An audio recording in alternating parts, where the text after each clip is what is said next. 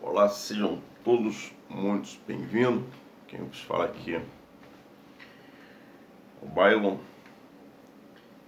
E nesse vídeo aqui, bem rápido, bem objetivo, bem curto, iremos abordar um tema muito lindo, que é pouco pregado, pouco difundido e pouco revelado no meio cristão. Não se prega muito, apenas dá-se algumas pinceladas sobre a cidade santa, a cidade de Nova Jerusalém, a cidade preparada esta para os salvos, os que vão herdar a salvação, os que vão herdar, ou seja, essa morada eterna, né, na qual nós crentes evangélicos nós falamos. Cidade essa que está preparada. Jesus falou que eu vou para a casa do Pai e irei vos preparar morada. Na casa do meu Pai há muitas moradas. Então, que a gente possa se atentar, que morada é essa, que moradia é essa, que casas são essas, aonde fica, o que tem lá, o que acontecerá lá, como é que faz para nós chegarmos até lá, né? Então nós vamos dar aqui uma pincelada, e para quem tem um bom entendimento, um pingo é letra. No livro de Apocalipse, no capítulo 21, versículo 9 em diante, vem, ou seja, Deus retratando, falando acerca dessa morada. Mas antes disso, deixa eu te dizer, tudo isso aqui está relacionado com o arrebatamento. Nós estamos aqui no propósito de jejum de Daniel, o helicóptero passando aqui. Nós estamos abordando o tema, o arrebatamento. Para quem não entende, não sabe o que significa o arrebatamento significa que Jesus, ele veio, morreu, ressuscitou, terceiro dia, está ao lado de Deus Pai e disse que voltaria e levaria para com ele um povo, ou seja, os seus fiéis, os seus seguidores, os seus discípulos, aqueles que deixaram os seus pecados, arrependeram-se dos seus pecados, deixaram a vida na qual levavam, tendo uma transformação em todos os sentidos, passando a ser discípulo, um seguidor de Jesus, crendo nestas promessas de que após essa morte receberá de Deus o galardão da vida eterna e poder adentrar e fazer morada nessa cidade santa para assim toda a eternidade, aonde estará Deus Jesus, Espírito Santo, os demais patriarcas, os demais companheiros de todos os tempos cristãos, e ali nós estaremos com ele para toda a eternidade. Coisa linda, preste atenção, isso é real, vai acontecer e é verdadeiro. Então eu convido a você a prestar bastante atenção nessa leitura, porque não são palavras minhas, mas sim estão escritas nas Bíblias, já há muito tempo atrás. Então tem tudo a ver com o arrebatamento, na qual nós estamos falando. Porque quando houver o arrebatamento, que Jesus ele há de vir e tirar o povo, num piscar de olhar, as pessoas irão sumir em todo o mundo de uma só vez, irá causar um transtorno terrível, irá causar um pânico, um pavor, e dali em diante entra-se a era do juízo de Deus, os 7 anos da grande tribulação, na qual a Bíblia descreve que nunca houve, nem nunca haverá. E isso vai acontecer em escala global, em todo o mundo.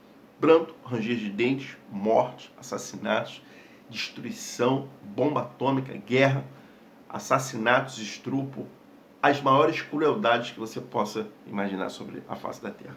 O ser humano irá fazer. Então, no livro de Apocalipse, o último livro da Bíblia, lá no final, onde Deus vem descrevendo, o livro de Apocalipse é um livro revelador, um livro profético, um livro revelador do que mostra o que há de acontecer nesses dias da qual nós estamos vivendo, que são os últimos dias da humanidade da face da terra. Vamos lá? Diz assim, a Nova Jerusalém, pega a sua Bíblia, capítulo de 23, lá no livro de Apocalipse, capítulo 21, versículo 9, que é o pequenininho aqui em diante. Diz assim, e veio um dos 7 anjos que tinham as 7 taças cheias das últimas 7 pragas e falou comigo dizendo, vai, mostrar-te-ei a esposa, a mulher do cordeiro. 7 taças da ira do cordeiro, da ira de Deus. E levou-me em espírito a um grande e alto monte, e mostrou-me a grande cidade. Olha que coisa linda. A Santa Jerusalém, que de Deus descia do céu. Vai descer essa cidade. Está no céu essa cidade. E ela vai descer aqui na terra. Mas isso é mais para frente. Um estudo mais profundo da Bíblia. Porque essa cidade ela vai se alocar aqui na terra.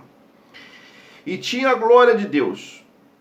E tinha a glória de Deus. Ponto. A sua luz era semelhante a uma pedra preciosíssima, como a pedra de jaspe, como o cristal resplandecente. Olha só a luz, hein? Só a luz. Só a luz da cidade. E tinha um grande alto muro com 12 portas. E nas portas 12 anjos. E nomes escritos sobre elas, que são os nomes das 12 tribos de Israel. Ou seja, Judá, Jubulon, né? Sacar, meu Deus, as 12 tribos. Eu esqueci o nome delas, mas vê aí. Cada portão tem um nome das 12 tribos de Israel. Os 12 filhos, né? Que representa as 12 tribos. Os 12 filhos de Abraão, Isaac e Jacó. Né? Jacó com os seus filhos. Né? De Jacó. Olha, tem que voltar a ler a Bíblia, estudar.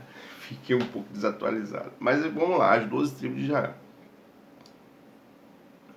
Da banda do Levante tinha 3 portas. Da banda do Norte, 3 portas. Da banda do Sul, 3 portas. Da banda do Poente, 3 portas. E o muro da cidade tinha 12 fundamentos. E neles os nomes dos 12 apóstolos do Cordeiro.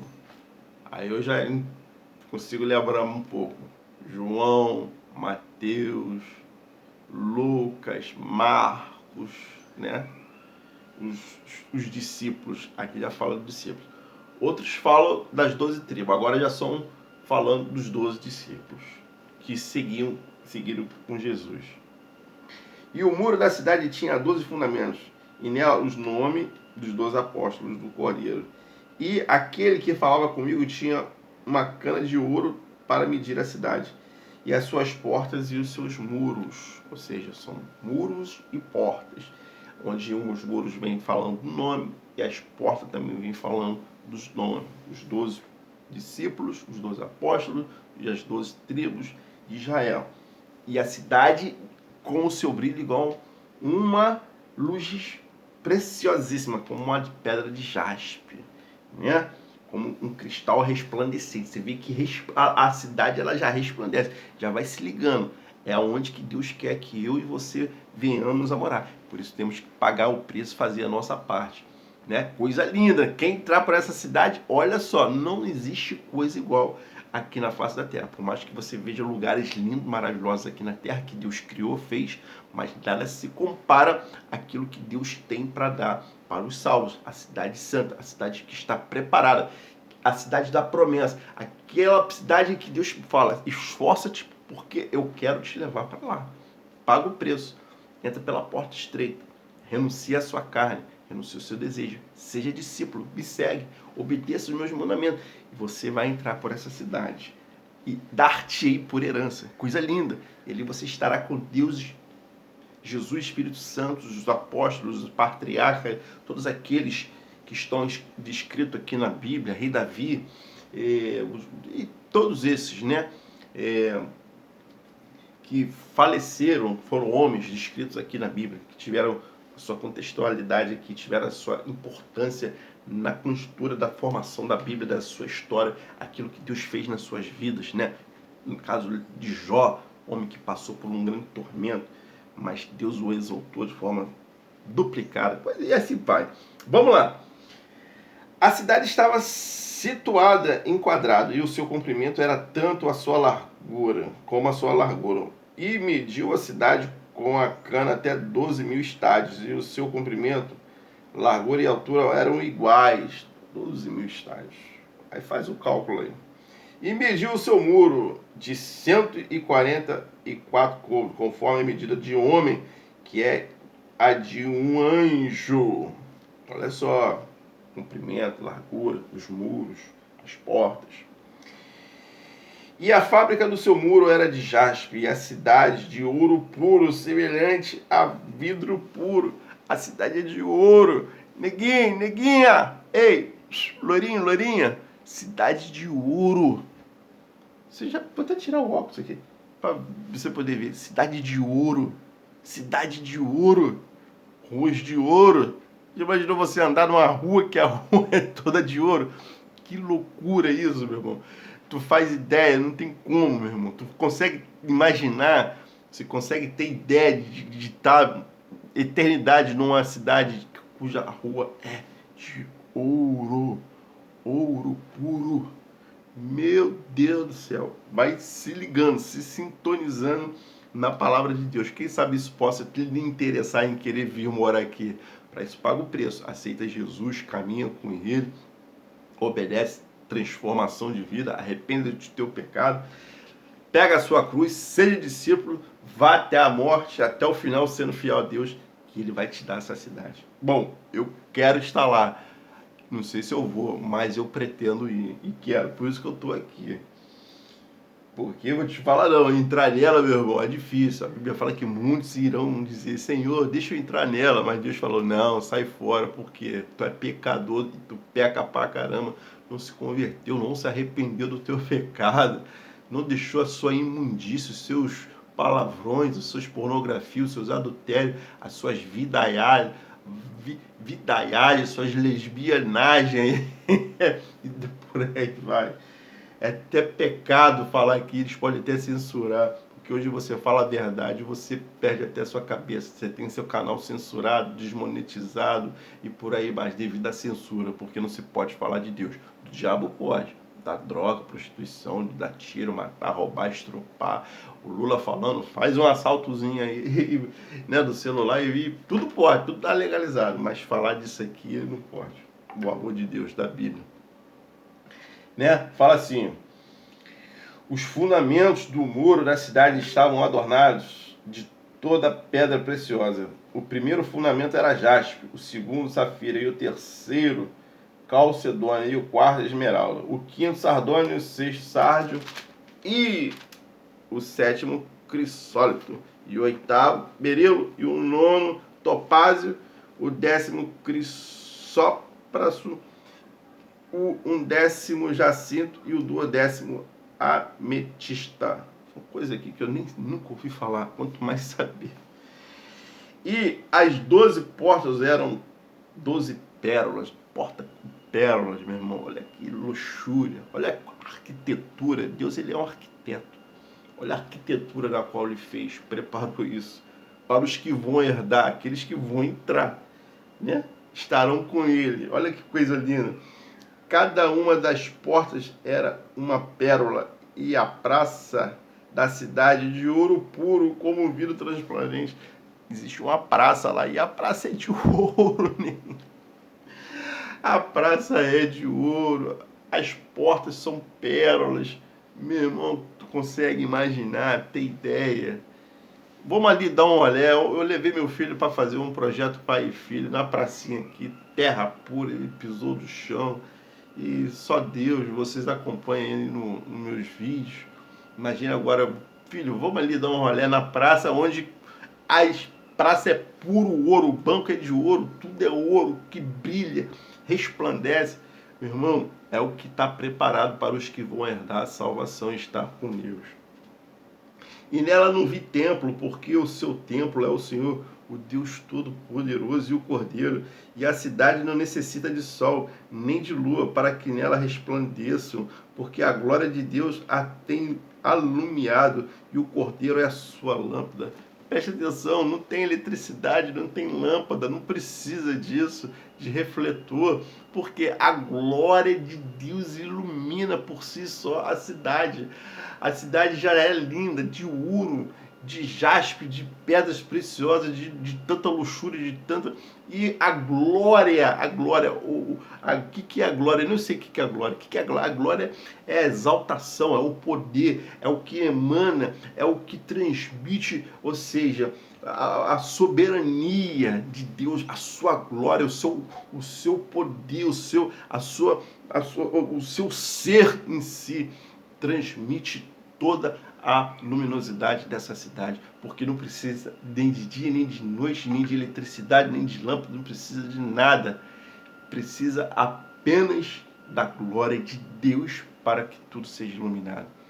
Olha só, não tem noite, você não vai precisar tirar uma soneca, dar um ronco, irmão, porque a glória de Deus está lá permanentemente.